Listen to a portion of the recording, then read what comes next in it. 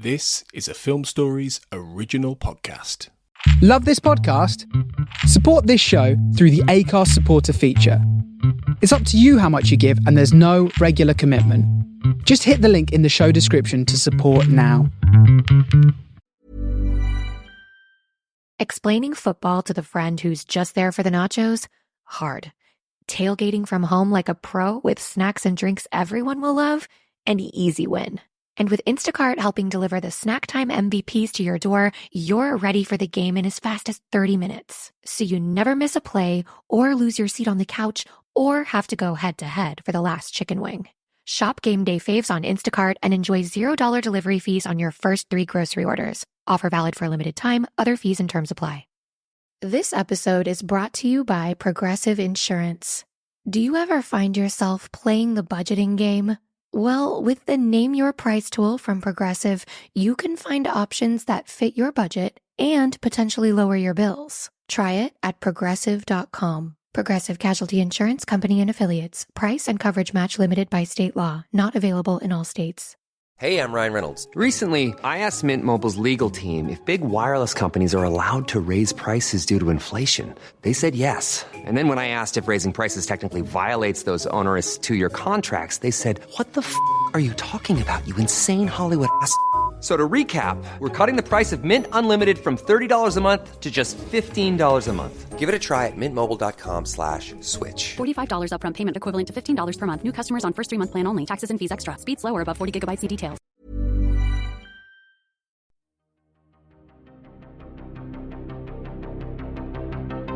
This is Writers on Film, the only podcast dedicated to books on cinema.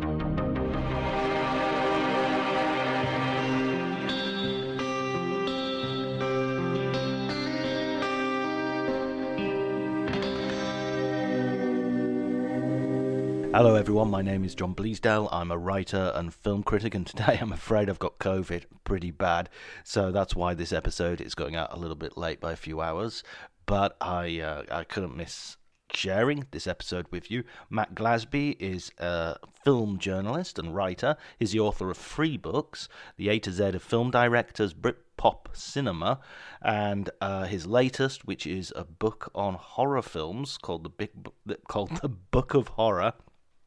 An Anatomy of Fear in Film. Sorry for garbling that, Matt. And our conversation covers pretty much those subjects. And I'm going to cough in a minute, so I'm just going to let you enjoy the conversation.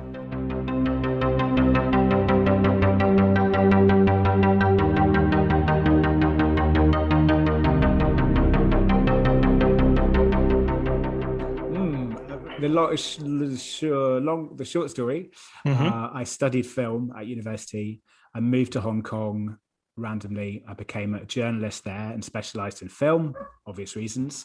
Moved back to London and then slowly worked my way up through. There was a lot more film magazines then. This is like the early noughties. I'm sure you had the same experience. There was a lot more going on, and bit by bit parlayed that into a book writing sideline. I'd love to say career, but it's a sideline. And that's basically where we find us here. I'm a film critic some of the time. I'm a sub-editor a lot of the time, and I write books the rest of the time. I love sub-editors. They're my favorite. They're my favorite kind of editor. Someone's got to, haven't they? Oh man, no, I'm not even kidding. There's so many times I've got something back with some corrections and gone, oh, thank you so much. Yeah, it's that thing, isn't it? It's the goalkeeper. Is that like there's so many unthanked moments where you know that you've saved someone something really embarrassing. And I get subbed by other people and they save me from doing embarrassing things, and I'm very happy about that. And also they cut the things that I love, and I'm furious about it. But that's that's the deal, isn't it? You just have to take it. Yeah, as it's intended. How long were you in Hong Kong, Matt? 18 months or so. Oh, so kind of quite a good bite. Yeah, quite a good bite, and it was just incredibly formative. I was going from sort of traveling student-y stuff into, right, what the hell am I going to do with my life? And Hong Kong, as it was then, it's quite easy for someone with no qualifications to get quite far in something. Like you sort of cowboyville, you can say I'm a so-and-so, and suddenly you are. And so actually, I was 23 and running the film section and chief sub of this reasonably large magazine with no prior experience. because I said that I could, and some idiot took a chance on me. So, it gave you that chance to sort of, which would never have happened here. I'd have had to work. I'd had to have a qualification. I had to work my way through the ranks. I'd have to know basically what I was doing. But that allowed me to sort of guess at it. And, I'm sure you've had the same thing, is that if you go somewhere and you have to pretend enough, eventually you work out actually, how to do the thing you're pretending to do. So it was a hell of an education in a lot of ways. It's always that thing that people talk about imposter syndrome now, and we nod our heads gravely and go, "Oh yes, that's a terrible thing. Don't worry about it. We all feel like that." But I'm actually an imposter. So Yeah. I think I invented imposter syndrome to cover my ass. Yeah. Well, that's it. Everybody says, people say, youngsters say, do I need a journalism degree or do whatever? And you're like, what are you talking about? Like, I don't have any of this. I'm sure you do, and I'm sure it's incredibly valuable. But it was quite a strange way into the industry, anyway. Oh no, I don't have a journalism degree. I never studied film at university, and I never. Oh wow! So you don't even have that? What are you doing here? No, I told you I'm a fucking imposter. Whereabouts in Italy are you? Northeast, near Venice. Oh, okay. So I go in and teach in Venice a couple of days a week, 2-3 days a week, and then. That sounds nice. Oh, it's gorgeous! It's gorgeous. I live a blessed life. Yeah. I was going to ask you about the Hong Kong thing as well. Were you sort of like attracted there also because of the cinema, or did you, the Hong Kong films coming out of? No, it was purely personal. It was the girl I was going out with at the time lived there, and we'd both finished university. I was from Exeter, which is a lovely city in the southwest, but not exactly full of prospects for your young film hopeful. And I didn't have a better idea, so I went to Hong Kong and started out there, and it worked out pretty well. As long as that went on, it worked out pretty well, as I said. And then landed back in London with at least, I've done this and I've done this and I've done this, even if those were for I hesitate to use the term cowboy organization, but for a magazine, for a cowboy organization in Hong Kong, basically. And that gave me the chance to sort of toe hold my way in and say, well, I am this and I can do this, and I could do it. But I'd learned a rather strange way. And so you've published a number of books. I'd start with the one I've read most recently, which is your book on Britpop cinema. Okay. Yeah. That's a really interesting concept. I hadn't even really considered that as a sort of genre. Do you want to just explain for us that sort of genre for it? Yeah, the idea is that especially a little while ago, we were looking back at the 90s in Britain, and New Labour, Cool Britannia, Britpop music. I don't know about you, but I was in my mid-teens around that era, so it was quite an exciting era anyway.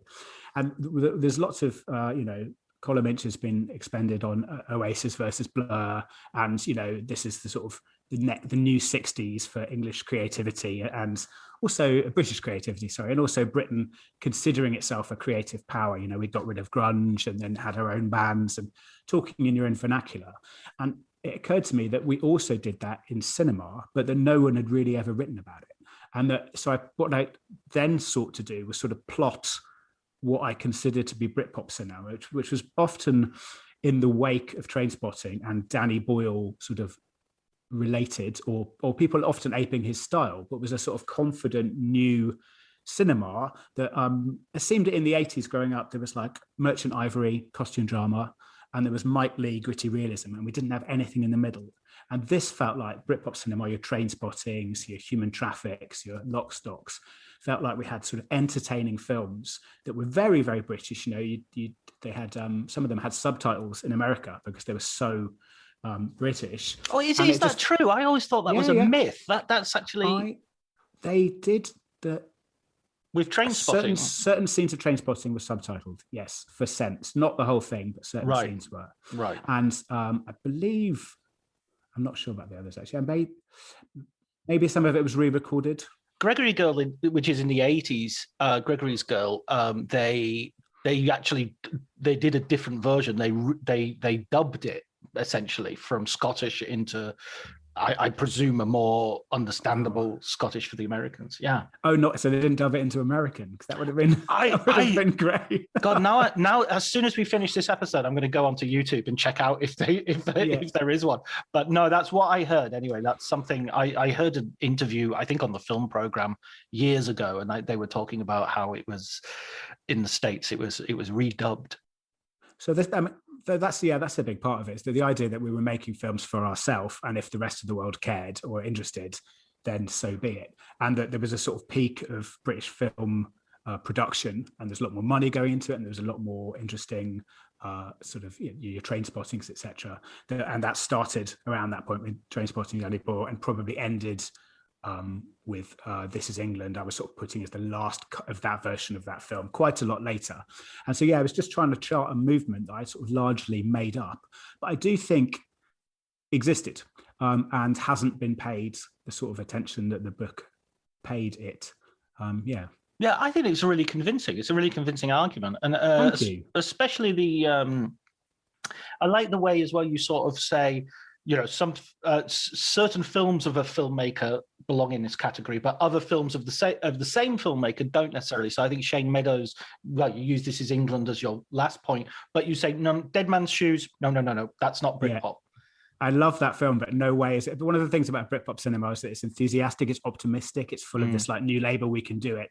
And Dead Man's Shoes is the darkest film that, one of the darkest films you'll ever think to see. So yes, there are lots of films of that period which aren't Britpop cinema. And obviously one of the joys of if you've invented your own very niche term is that I get to decide what's in it, because like, who's going to argue? I mean, so I wrote the book. I wrote that book. Exactly. I literally coined that term, and I'd be very welcome to debate what should be included in it. But I do get the final say on that one, definitely. You're the arbiter. That's good. Yeah. That's brilliant. That's brilliant. But I mean, it makes sense because the word pop has that sort of optimism about it, and that energy. And I mean, you refer to Hard Day's Night, and I like the way you put it sort of in a historical context as well. Also, the historical context of the 80s being, you quote figures of investment in film going from something like 200, almost 300 million pounds a year in the beginning of the 80s, and by the end of it, it's like 70 million. It's a huge drop. So that, it's like, the British film industry didn't decline; it was murdered. Yeah, it's hard. So that looking back at it for the book, you look at it from a historical perspective and trying to prove things. But looking at it from someone that grew up in the 80s, there was no British films were of any interest. It was all Hollywood. And then, so it's 92 and you can go and see Peter's Friends or something like that. And then suddenly it's 94 and you can go see Shallow Grave and all this stuff. And that just seemed to me like complete worlds apart, like what had changed in these few years.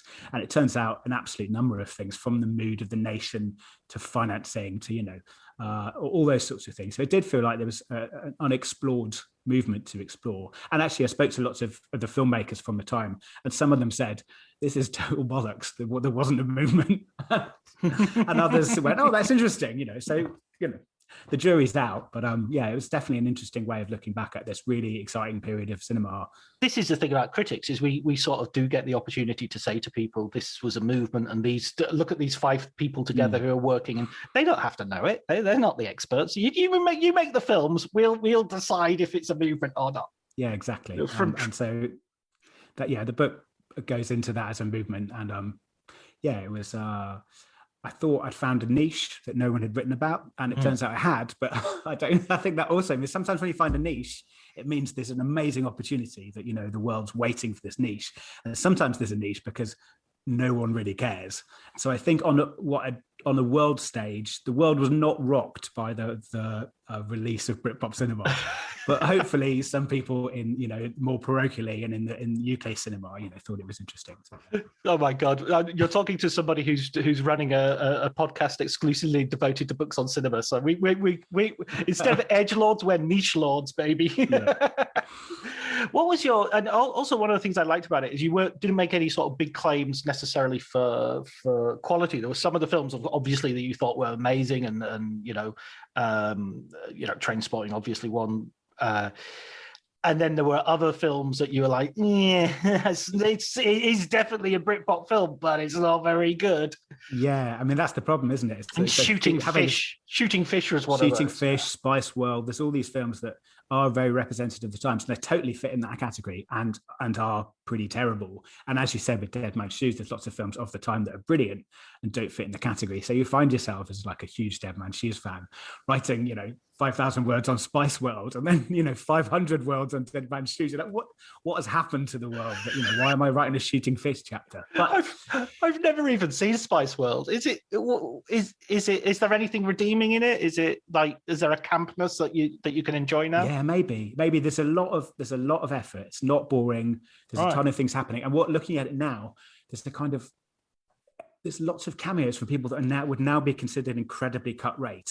So, oh my God, it's Michael Barrymore, which might have been a coup in 1996 when they made it, or 97, but suddenly obviously isn't. And then, it's Jules Holland.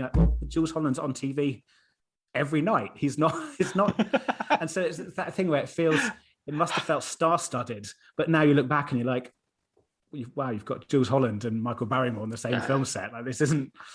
Yeah, I mean, in the 90s, I don't even think Michael Barrymore in the 90s was that bigger. I mean, certainly not that in terms of their ambitions of being international pop stars. Yeah. I mean, you watch, how many people in America are going to be watching it going, oh, Jules Holland? Yeah, exactly. Yeah. Oh, I love Strike It Lucky. I mean, no, right, no one's gonna... And I spoke to the producer, and he said, this is just a case of how long are they going to be famous for? Let's bang this out. Let's make as much money as possible. And he was very honest about that.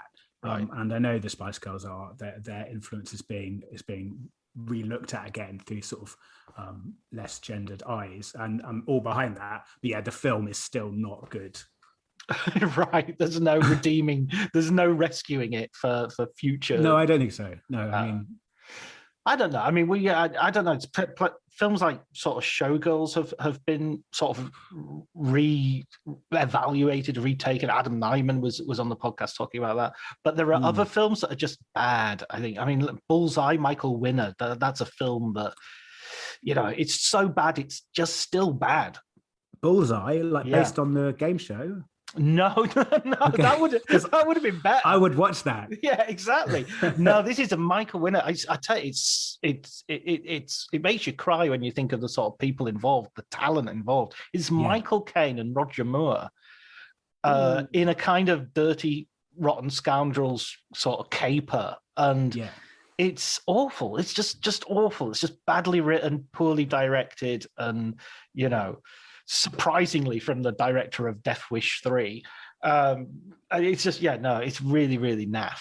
And there's no sort of enjoying it for it being, which I always find a very dubious quality anyway, that idea of, it's so bad, it's good. There are exceptional cases like The Room, which, is genuinely sublimely brilliant.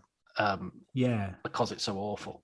Yeah, I mean, it's about things being made by people of talent or of really going for something, isn't it? Where sometimes things are just made by people with no talent who aren't really going for something. And that is often quite hard to watch. Yeah, but that's Michael Winner. That's his entire... Okay, well, I probably will give Bullseye a miss, to be honest. Also, we've got to remember, having researched that book, I've watched a lot of terrible British films that fell by the wayside for various reasons. So yeah, I don't need to add to that list. I want to see the good stuff. What about a Britpop film that hasn't got the high profile that obviously Trainspotting and Made in England, maybe a little bit more forgotten? What film would you recommend of that genre? That's a very good point. It's still got a profile, but I mean, I think Human Traffic is very, very underrated. I think it looked a lot like Trainspotting because it's got a voiceover and it's got sort of, obviously drug taking and that sort of thing. So it looked like a copycat, but actually it was made by the director of real talent and a really great cast, and it's just got that kind of lovely feel to it. And I would have loved to have seen more from the director. He only made one more film so far, so I think that's underrated still. And I think anyone that watches that has a really good time.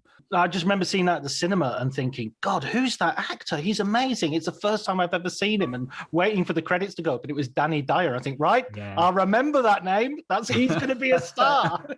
It's a funny old game, isn't it? Yeah. But he's genuinely brilliant in that film. He's absolutely great.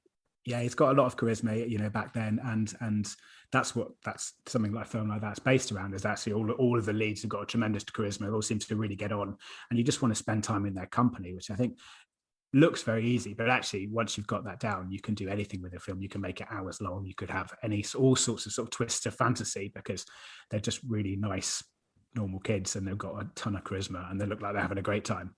Yeah. And the other one you were going to say? I was going to say 24-Hour Party People. Obviously, it's Michael Winterbottom, so it's known, but even they say themselves, it's the Steve Coogan playing Tony Wilson of Factory Records, and they say themselves it just arrived at the wrong time. It was 2002, 3 maybe, and this Britpop cinema wave that I've been talking about, it just sort of crashed. Companies were going out of business. People weren't so interested in this stuff anymore, and it just didn't get the audience that it deserves. But it's really, really, really funny. There's almost anyone you can name in alternative British music or alternative British comedy pops up for 2 seconds. And it's one of those films you can sort of rewatch and rewatch and rewatch. If it's on late at night, you watch 5 minutes, you're watching the whole thing. Yeah, 24-Hour Party People. I've seen that. I thought that was a really decent sort of cross-genre film as well. It's not quite a biopic, and it's not quite it feels a little bit almost like a comedy documentary. Yeah, and also just, you'd say, Steve Coogan, Paddy Considine, Sean Harris, Simon Pegg. You could just list Andy Serkis, like I'm going to forget some people, but the list, Peter Kay here, like just this amazing, amazing cast. Shirley Henderson keeps on going of people you're like, oh my God, in even the tiniest roles. Yeah, no, that's definitely, both of those films I would definitely heartily recommend as well. Yeah, no, absolutely. Okay, so and then you did, I'm not taking these chronologically, I'm taking them by the order of me reading them. You've done a sort of encyclopedia of horror, basically, an A to Z of horror, right? Horror movies. Yep. What was sort of the motivation for that? Was that was it a company that you were working for, or how did that come about? Well, so the book is the Book of Horror, very easy to remember. And I've got to credit Barney Barduano, who does the beautiful black and white illustrations throughout. Maybe we'll talk about that later, but his stuff's just amazing.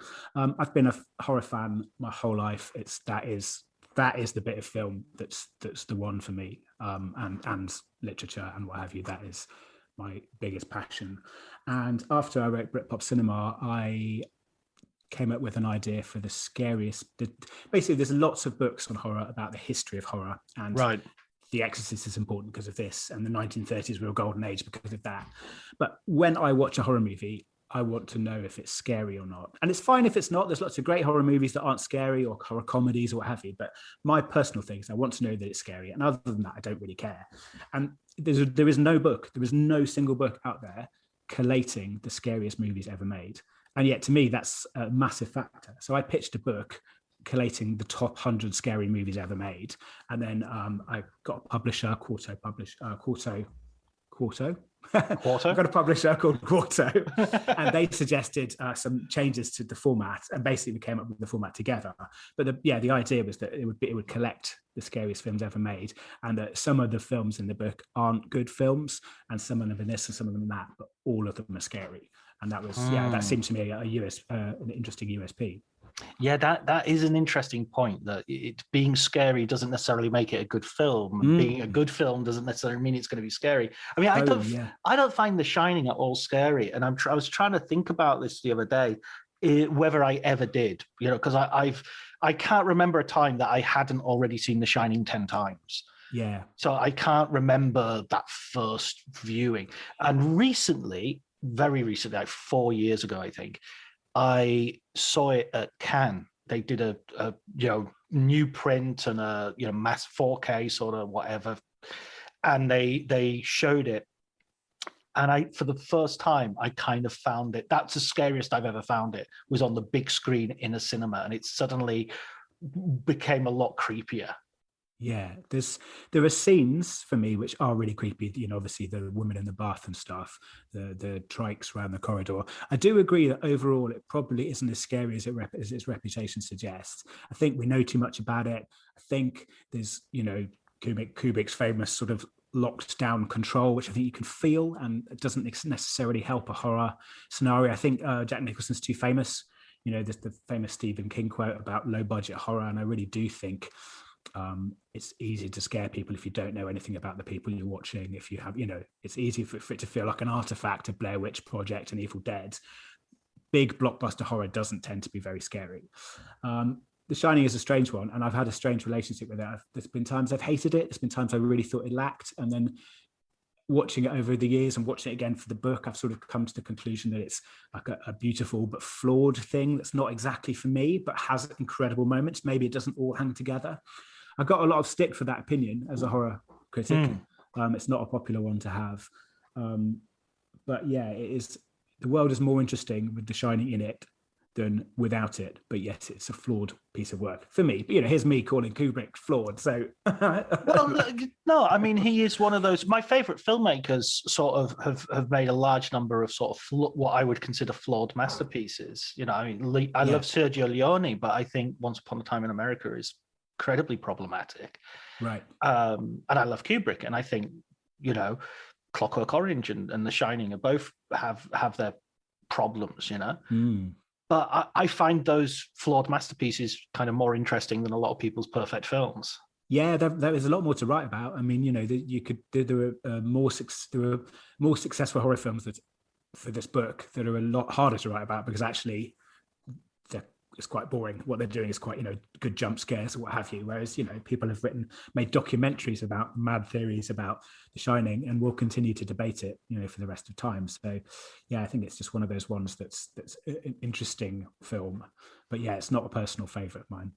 I love the breakdown that you have in the book of sort of different types of scares as well. There's a different levels of fear, because I think that's a really interesting point. Well, yeah, the publishers, Alice, my amazing editor, they wanted an extra aspect to this book. They wanted something that you couldn't find elsewhere, and it was their suggestion was to. So I wanted the scariest films ever, and they said, fine, but what we want you to do is we want you to break down why they're scary.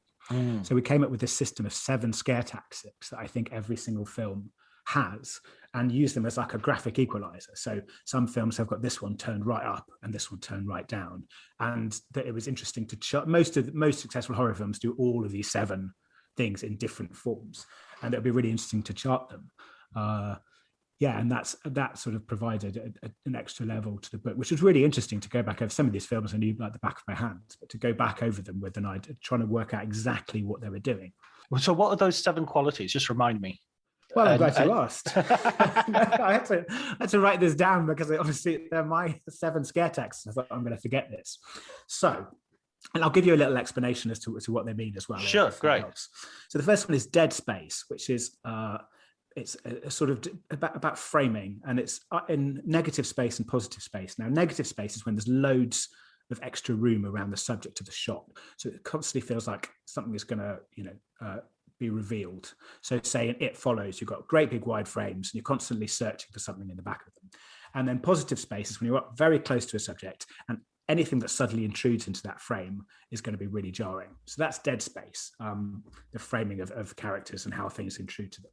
Right. The second thing is the subliminal, which is anything that we don't notice is happening. So it might be subliminal inserts in The Exorcist, or it might be, buzzing bees on a soundtrack or something, which you're not going to register, but actually gives you a kind of fight or flight response. The third thing, and this is pretty common, is what I call the unexpected, which is like jump scares, plot twists. Say Marion being killed off early in Psycho is the unexpected, and it stops you trusting the world you're seeing. The grotesque, number 4, this is probably the simplest. It's basically blood, broken bodies, aliens, horrible things, and when we see them, we have a physical reaction to them, and that's akin to fear. Revulsion and fear are pretty close. Right. Number 5 is dread, which is a really beautiful thing for a horror movie, and it's something like the Blair Witch Project, where you don't know what's going to happen, but something awful, and you're constantly waiting for it to come. Number 6 is the uncanny, which obviously goes back to Freud, which is sort of nightmare imagery, something that's just not quite right. Dolls that move or clowns. What have you. Sorry? Clowns, exactly. Yeah. And number 7 is the unstoppable, which is the sense in horror movies that something's been unleashed that can't be put back in. And that could even be like, repetitive score, or it could be the way most horror movies sort of at the end come back to the beginning, or leave you unresolved, and that's the unstoppable. And most horror movies do that to some degree as well. So those are the 7. And the idea is that some things are very grotesque but don't have much dread, and some things that are deeply uncanny but don't have any subliminal things. And there's you can plot a path between those things to tell you what kind of scares you're going to get. And so is that also sort of how you would define horror movies as well? Is sort of like it has to have several of these elements, or it has to have a major?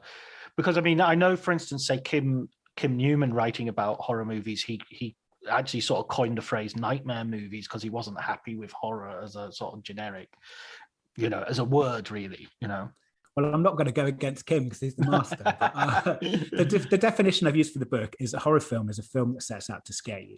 Right. So there's a lot of things that I've left out, and things I don't consider to be horror movies, and that's one of those. We could debate for hours on end about some of those things. But I think that something that sets out to scare you through its subject matter, often as well through its style. You could have a documentary, you could have a drama about a serial killer, you could tell these stories in different ways, but you could make a horror film about that serial killer, and that would make you afraid of what it is he's going to do and how he does it and those things. So yeah, I think when you're watching a horror movie, I think you just from a few frames that that's what it is. I would agree. I think it's one of those things that it's a little bit. I mean, I think there was a Supreme Court justice who said about the same thing about pornography. Said, I know what it's very difficult. It's very, very difficult to define, but I know exactly what it is when I see it. And so it was that's a good one. Essentially, anything I say, that's porn or that's a horror. That's what it is. It's a bit like you and Britpop. Exactly. Yeah. There's a pattern here, isn't there? No, I mean, one of the things with so you call this something the book of horror, and you set out to analyze the scariest movies ever made. So immediately you have to start putting in boundaries, because you can't go, right, well, I watch every film ever made. You can't even go, I watch every horror film ever made. You need to establish dates between. We didn't do anything pre-World War II. So it felt to me that often that stuff is amazing, but it isn't still scary in the way that we mean. That was a good cut-off point. So it only gave me 75 years of horror films to get through, as opposed to 125. And, things like that. You do have to narrow down that definition. And that obviously is open to interpretation, and it leaves things out that people want included. But, that's the nature of it's a book. It has to have an end.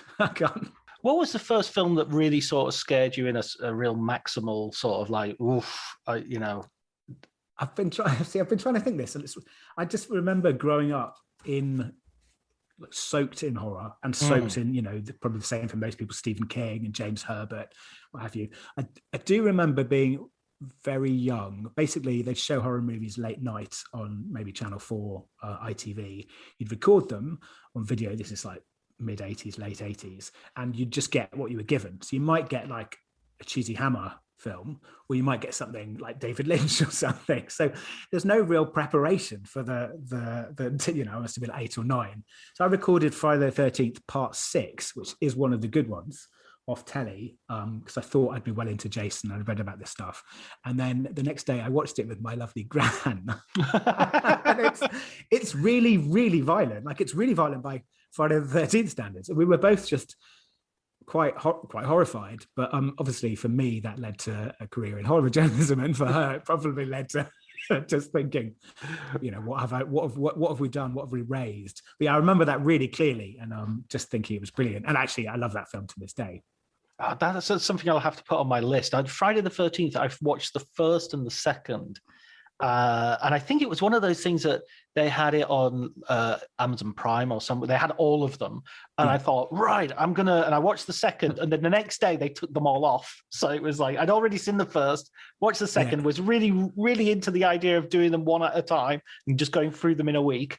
And they took them all off the next day. And it was like, well, that would be quite a week. I mean, I say that as a big fan, but that is a big ask to watch them all like back to back. Hey, I'm Ryan Reynolds. At Mint Mobile, we like to do the opposite of what Big Wireless does. They charge you a lot, we charge you a little. So naturally, when they announced they'd be raising their prices due to inflation, we decided to deflate our prices due to not hating you. That's right. We're cutting the price of Mint Unlimited from $30 a month to just $15 a month. Give it a try at mintmobile.com/switch. $45 upfront payment equivalent to $15 per month. New customers on first 3-month plan only. Taxes and fees extra. Speed slower above 40 gigabytes. See details. This episode is brought to you by Progressive Insurance. Do you ever find yourself playing the budgeting game? Well, with the Name Your Price tool from Progressive, you can find options that fit your budget and potentially lower your bills. Try it at progressive.com. Progressive Casualty Insurance Company and Affiliates. Price and coverage match limited by state law. Not available in all states. Yeah, I enjoy doing that sort of stuff. Like I remember our local cinema showed all the Rocky films before Rocky 4 came out. So you saw, and they would do this thing. They did the same thing with Star Trek before Voyage Home came out, and they just marathoned them, and then they'd show the last one would be the latest one. So.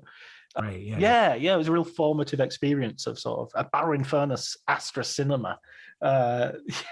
Shout out. Yeah, if you're listening. It's not there anymore.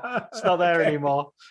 Now there stands a statue of Emmeline Hughes, who I once I queued to see Star Wars. Emmeline Hughes, the Liverpool football player. Yeah, he was from Barrow. He was a Barrow in Furness lad. Yeah, claim to fame for Barrow in Furness.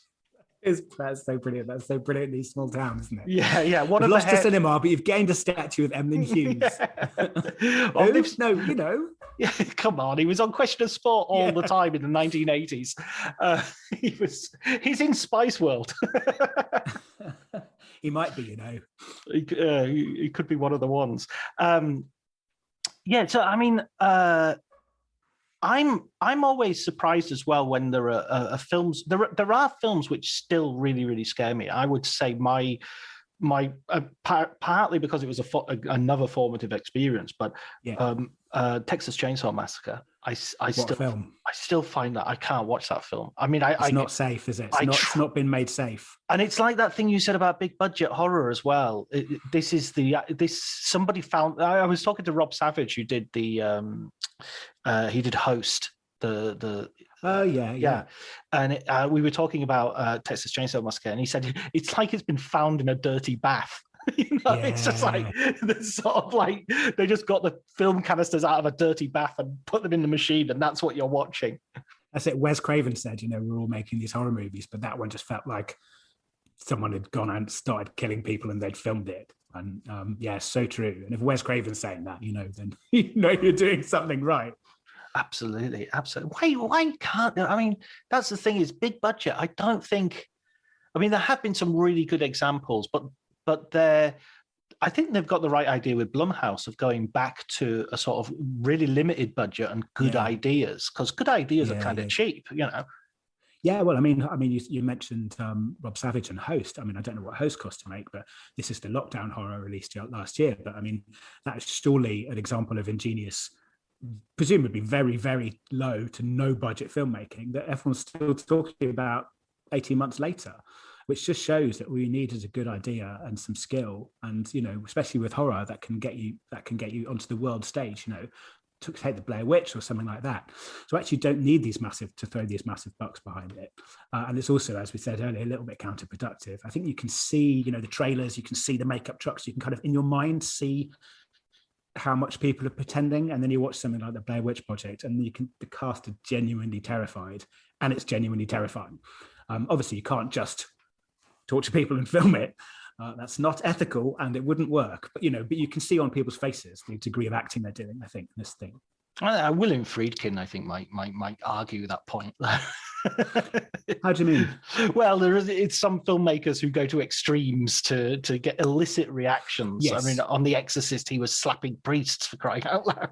Yeah, that's true. That is a big budget horror film that feels dangerous and has a lot of elements of the real about it. It's another one I've got a strange relationship with, but people are nuts about. Like, people are fanatical about The Exorcist. I would say you can't, to say there are flaws in the film is to invite an avalanche of criticism, believe me. But it's a really interesting one. What flaws have you pointed out with that one? Well, just to invite a lot of aggro. So it's very slow.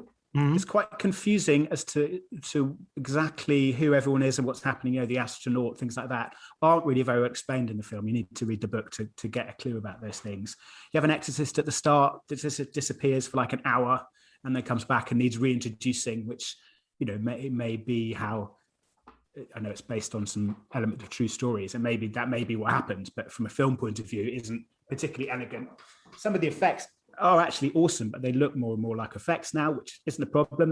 They still look great.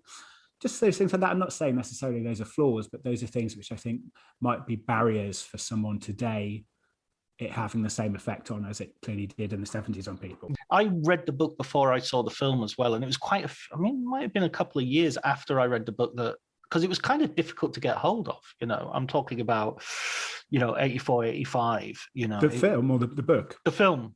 Mm-hmm. The book was one of those books that was like handed around school. That it went around school and everybody read the same copy, basically. And also I went to a Catholic school, and I think the Catholicism of that, of The Exorcist is the most terrifying thing. The most terrifying thing for me about The Exorcist was like, oh shit, the priests are right,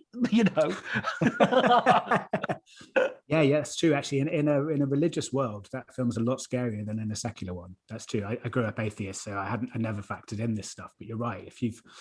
Especially if you've been told, Catholicism's the truth, and then to see that film, and it obviously is very realistic, and it is done in that Friedkin style of sort of, oh, well, I've just happened to have filmed this, that sort of semi-documentary style.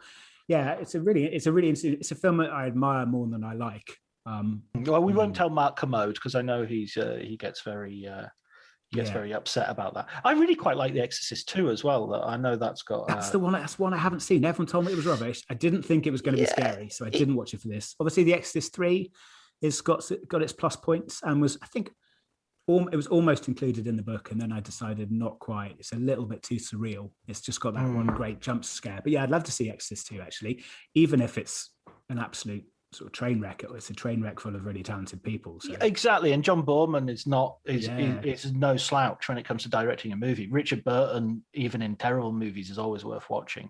Yeah, I mean, I saw it years ago, so I don't want to vouch for it too loudly and then rewatch it and think, what was I talking about? This is awful. But yeah, no, What other movies did you include in the sort of upper echelon of the scare factor then? Ooh, that's a good question. It's difficult, isn't it? Because what we've got here is that you've got a very subjective thing as how scary something is. And then the book is trying to find a sort of science behind that. But ultimately, there is a subjective aspect. And so it is, so the things that I found scariest in it. I mean, throughout the book, we try and chart how each film, the moments of which each film is scariest. And I think some of the scariest moments through that would be ending of the Blair Witch Project, the beginning of Suspiria, Sadako coming through the screen in Ringu, the appearance of Leatherface in Texas Chainsaw Massacre behind the sort of charnel house door and just appearing with a big hammer. God. So those are obviously some of the huge scare moments, because those are the scariest things, some of the scariest things I've ever seen, some of the scariest moments in film history. Just the bit where he hits the guy with a hammer and the guy's foot does this jerky sort of. Oh, that's I went to see that. It was banned, obviously, and they re-released it when I was a student, and I went to see it with my lovely dad. There's a bit of a pattern here. I dragged my dad along. Stop going to see horror movies with members of your family, Matt. And because I thought, this would be great, I've wanted to see it all this time, because you read about these things, but you can't see them when they're banned like that way. And so we saw it in Exeter Picture House, and it was me and my dad and a bunch of students, and that scene happened, and I just felt this chill, this absolute chill. It scared the absolute hell out of me. And everyone else laughed. And I know people say that there's a sort of black comedy aspect to the film, which I could sort of see. I just find it terrifying and very traumatic to watch. But yeah, my dad and I were sort of clutching each other's hands, terrified. And the rest of the audience was just peeing themselves. It was just such an odd, they were laughing at it. And I don't really know why, but obviously it was provoking a reaction. And yeah, we were really, really scared. And I stand by that to this day, that it's terrifying. Do you think there's a danger so we're talking about context in a sense, about me going to a Catholic school and watching Exorcist and going, ooh. But also I sometimes find some horror fans have a sort of machismo or whatever is the non-gendered version of machismo, sort of. It's sort of jaded. Nothing scares me. This isn't, and then until it goes very, very extreme. Is that a sort of danger with horror, that you sort of desensitized to it? Definitely. And it was part of the conditions of watching it was that I was watching a lot of these things, and I had to kind of check myself that, if you watch The Others after Texas Chainsaw Massacre, you might think that it's quite a gentle, quite a gentle film. It's got Nicole Kidman in it, whatever. If you watch it on its own, and obviously it is a really scary and beautiful film, but so there needed to be some sort of sensitivity to how I watched things, because actually, and also if you watch something, I was watching 5 or 6 films a day in the research. So some of those were first thing in the morning, some of those were last thing at night. Obviously there's a difference there. You get this at film festivals when, midnight movies that are quite kind of schlocky and fun get amazing audience reactions. Whereas if you put something like Martyrs on at midnight, everyone's going to be like, oh my God, just make it stop. So, there's definitely a way to that. And I'm sure people out there are seeking things and desensitized to them. I didn't find that. I actually found that what happened is that I watched so many horror films in such a short period of time that I started to kind of, if I say see things, that's going to make you think that I lost my mind. But it's more that when you were suddenly passing something, it's more like out of the corner of your eye. And because you're watching so much horror imagery, my brain kind of filled in the gaps. So for that period, I did things got pretty intense. And, I'd pass an empty car or something, and I just think, was there someone in that car? Was there like a skeleton in that car? And look back, and there's nothing in there. Every van's a murder van. Yeah, it wasn't that I was being haunted. It wasn't that I was gone crazy. It's just obviously that if you load your brain with all that imagery, you're going to start seeing it back at yourself. So, don't watch 8 horror movies a day for 6 months. Basically, it's the thing. Don't do that because it's really bad for you. With your grandma, with various members of your family.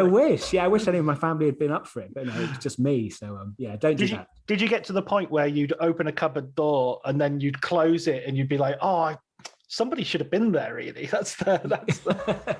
No, but like I say, just whenever there was a gap to be filled by my brain, it filled it with something really bad.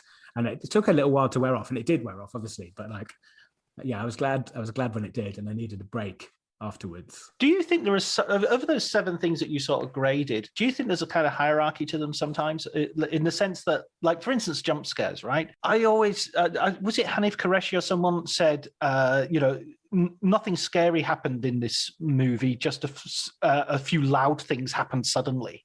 And it's like, oh, okay, yeah, that's the pretty good definition of a lot of horror films. I think there's something to be said for all of them. And if you have a movie that relies only on jump scares, then you probably have a pretty dumb movie. It might work, and it might work the first time, but it's unlikely to have that, we're talking about The Exorcist now from 1973. It's unlikely to have that kind of continuation. Whereas actually the things that work best do use different elements of these things at different times. So you watch something like The Orphanage, which I think is a beautiful film and really scary. Mostly it's dread, it's uncanny, little masks and that kind of stuff. But there's a jump scare, spoilers for people who haven't seen it, halfway through, where someone you believe to be dead jumps up at the camera, not quite dead. And this is a very subtle movie. This is a movie that doesn't rely on jump scares, but that jump scare is absolutely brilliant. And I watched it in a critic screening, and there was like a sort of venerable newspaper critic next to me. And honestly, I thought he was a goner, because he just went like, because it was so well done. And yet, so if that movie had only been those jump scares, they'd have dissipated it in effect. But using that one amongst all the dread and amongst all the kind of subtler stuff was brilliant. Yeah, and that's a good point. It's kind of like all the ingredients to make to bring together with the recipe. Yeah, exactly. This is a feast. Your beautiful horror movie, and one of the courses is the unexpected, is jump scares, is whatever, and another course is grotesquerie. But equally, if it's all wall-to-wall body horror, you may find that people are no longer scared, that they're enjoying it or taking it in a different way. Like splatter movies don't tend to be scary, do they? But there are a certain sort of there's a certain sort of genre or subgenre of American horror movie that seems to be like an action movie, where instead of the action scenes, you just have like an elaborate death. So I mean, I'm thinking Final Destination or something like that, where you're not really, it's not scary. It's just like, how are they going to die? This time, escalator. Oh, okay, let's see what happens here. I love those films, but they're not scary, and they're not in the book for that reason. And ditto Friday the 13th, actually, there's nothing really that raises a pulse that much.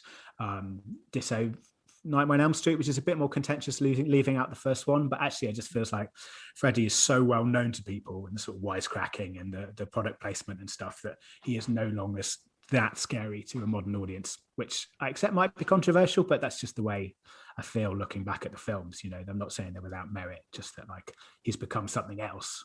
Yeah, when Rick and Morty do a really good parody of the Nightmare on Elm Street movies, where he keeps saying "bitch" at the end of every, and then he goes home and has dinner with his wife, and he says, "Where's the ketchup, bitch?" And his wife says, "Out there, not in here." That's for work. Don't bring it home. Well, exactly. Once it's reached the point of that kind of parody, it is hard to be scared by something, even if it's doing loads of other things. Yeah, that's so bizarre that because I mean he's a paedophile. Yes. When I watched the first one, it was a genuine like, oh, what a horrible thing, and it was kind of morally complex and stuff. But you're right, he became sort of like an anti-hero, I guess. Yeah, and one of those like the slasher things. Often, they say you're rooting for the person in the mask to kill the teenagers, and so that with Freddy Krueger is particularly icky because in the later series you're rooting for a deceased resurrected pedophile, burnt face pedophile finger. Yeah, it's very complicated, and so on that level, hard to enjoy, hard to laugh off, and equally hard to be scared by, I'd say. Are there any films that you find too scary that you or kind of unwatchable? You're just like, I just no, I don't want to do that to myself. Like a roller coaster that you think, nope, that's too. They don't have the regulations. There have been some things over the years that have got close to it. And one of the things with researching for this book is that what you want to find the biting point so that you're scared, but you're not terrified. Because, say, what if my wife had been out and I'm like, oh, she'd been away. And I'm like, well, I'm in the flat by myself and watching whatever it is. And I'm terrified. In fact, I'm trying to find the most terrifying films ever. So, I mean, there's nothing that I've seen for a while that's on that list. Over the years, things have reached that point, but you see them again and it's not quite so bad. The last thing that really scared me was an Argentine film called Terrified, which is absolutely batshit and is included as one of the chapters in the book. I hadn't even heard of it when I started researching, and it is really, it's almost like it's got a Lovecraftian thing, but it's almost like if someone did the X-rated version of a Stephen King's It, like it's a neighborhood in Buenos Aires beset by horrible creatures, horrible Lovecraftian creatures coming out of the woodwork, out of the drain, attacking children under the bed. It's got that horrible like something under the bed thing that King does so well, with quite extreme gore and just with no also it's a foreign film, so it doesn't have any of that Hollywood safety net. Children die, terrible things happen and no one's safe, and it's absolutely demented. But that dementedness means you're not quite sure what you're seeing, you're not quite sure where it's going to go, you can't second guess it. And I found that really scary, and I had to turn it off and then watch the rest of it, the next day or something, which is obviously a massive recommendation for in terms of the book. But, I've written down the title. Yeah, be careful though. That is really scary, really scary, I would say. Yeah, no, there's no way I'm not going to watch it now. But I am not like the calluses have not formed over my fear muscle. There are certain films like what was that film? The Toolbox Murders, which was called High Tension, I think, in Alexander Ayer. Yeah. So it was Switchblade Romance in this. Ah, right, okay. Yeah, it's got 2 or 3 different titles. I think in America it was called The Toolbox Murders, and in France it was anyway. Haute Tension. In France, that's right. Yeah, that's why I've got that in my head. That's a good movie. That's in the book. I know. It's about, again, that was a film that I sort of I had to sort of keep pausing and having a walk around, and the fast forward rewind button sometimes gets used as well. What was it about that film? What was it about Switchblade Romance, Haute Tension that got to you? I just felt there was a real that dread, absolutely, that you knew there was something was going down, and the something's quite literally going down. Yeah. Sorry.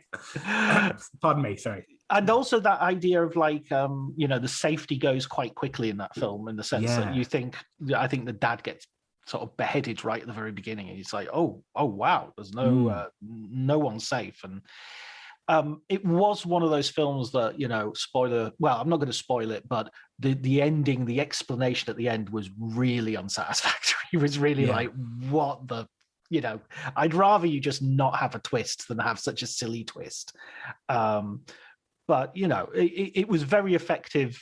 I just remember certain sequences. There's a sequence like in a petrol station as well, which is really, really well done and really tense and really tense, really bloody. And the brakes are off. It's an unsafe movie because you don't know what's going to happen. It does tend to happen more in foreign movies, I find, in non-Hollywood movies. They don't have to tick the boxes. It doesn't have to be a happy ending. In this sense, the ending makes absolutely no sense at all. But who cares? Because the whole thing's terrifying.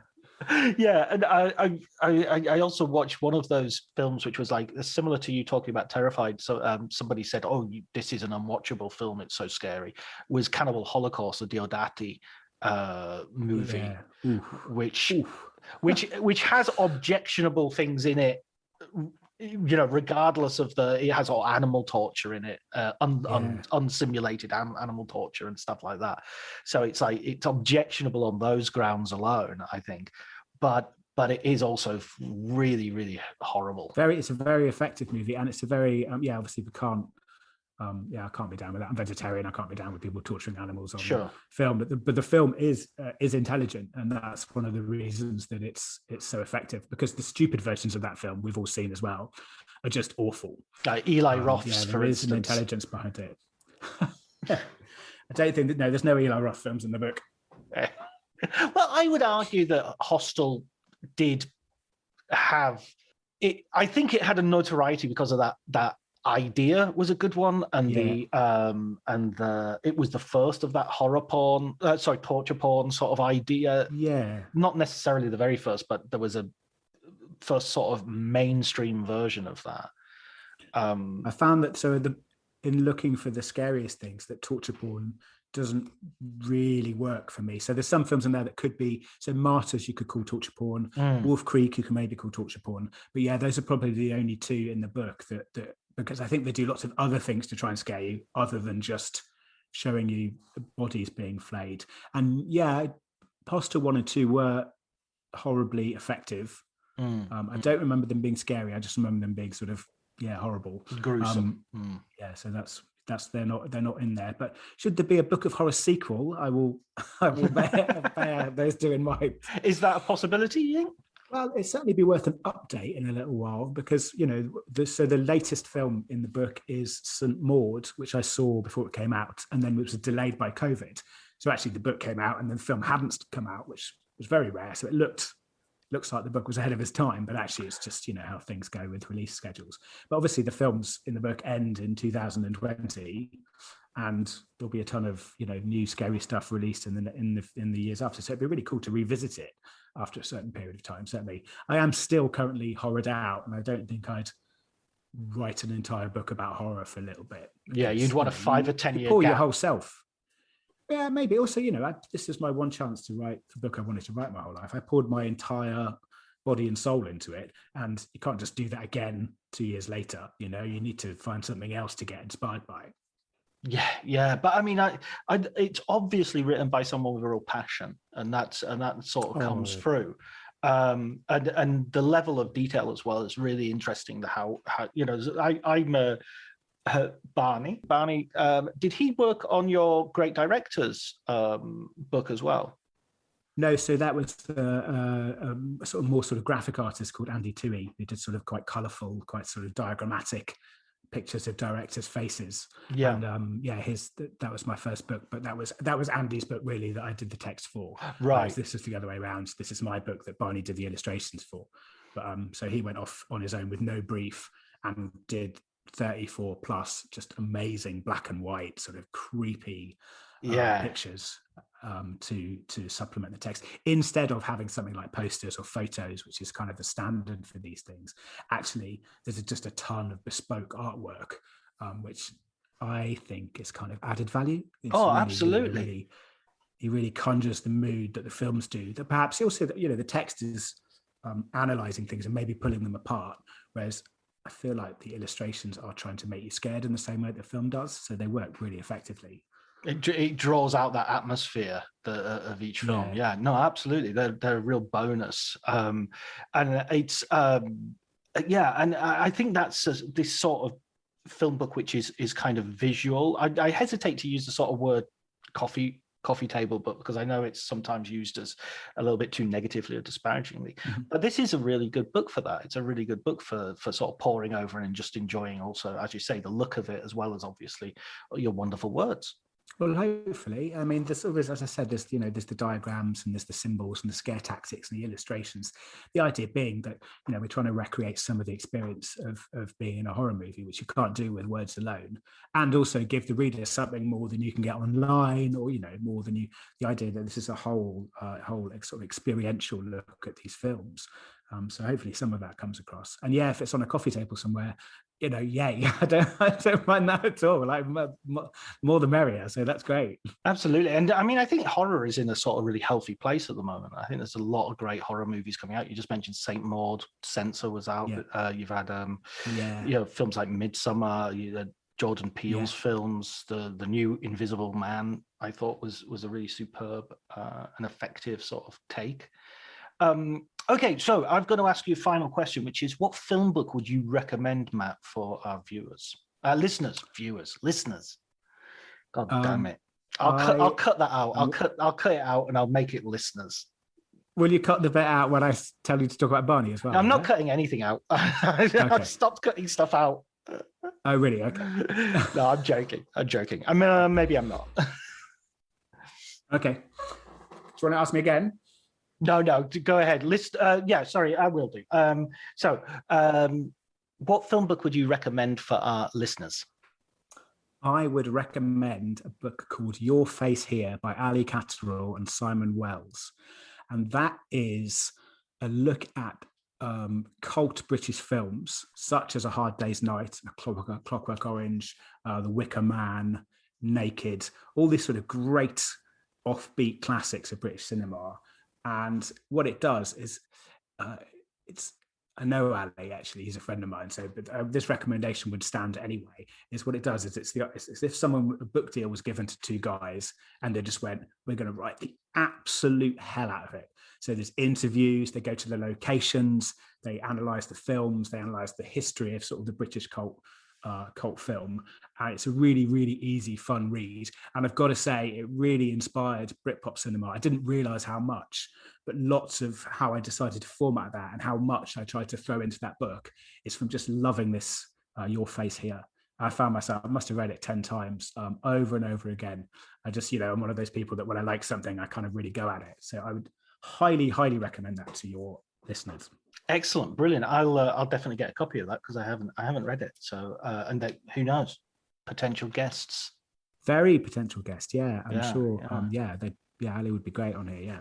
I said final question, but let's have another final question as well. How do you? I was waffling on there a little bit about the state of horror at the moment. How do you feel as a big horror fan? How are you?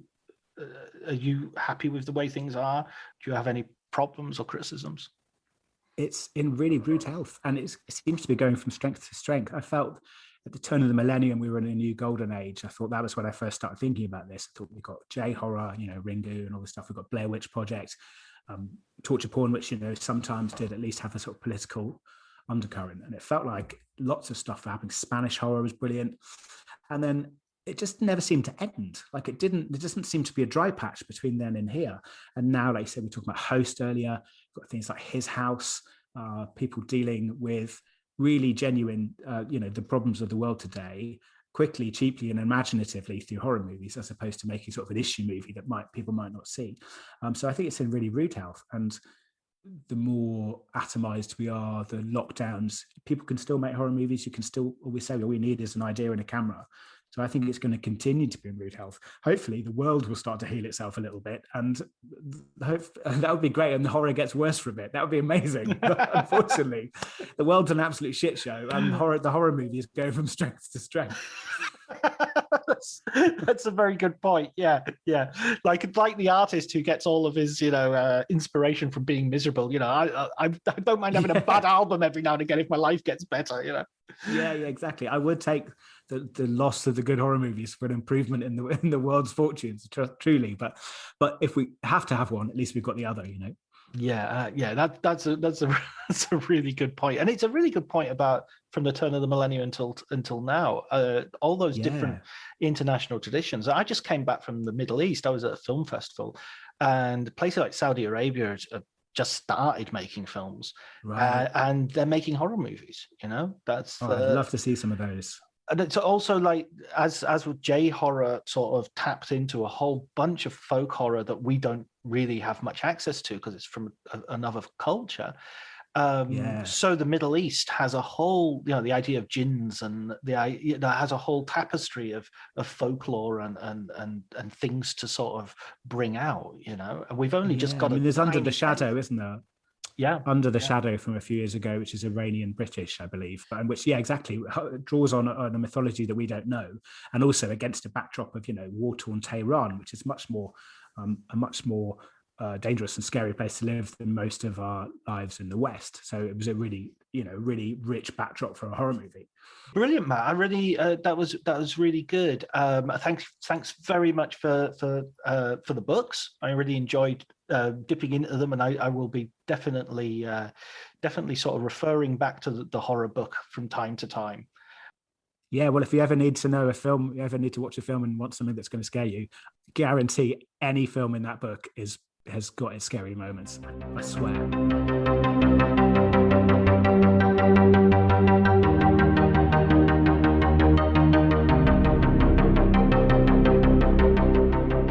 Okay, so that was our conversation. I hope you enjoyed it. Please remember, if you like the episode, to share and like and spread the word. You can email me or get in touch with me via Twitter at Dr. John T. My DMs are open, especially if you have any suggestions of guests or suggestions about the podcast in any way, shape, or form. Thank you so much for your support. Thank you also goes to Elliot Atkins for the music, Ali Harwood for the art, and Matt Glasby for participating. Until next week, please take care.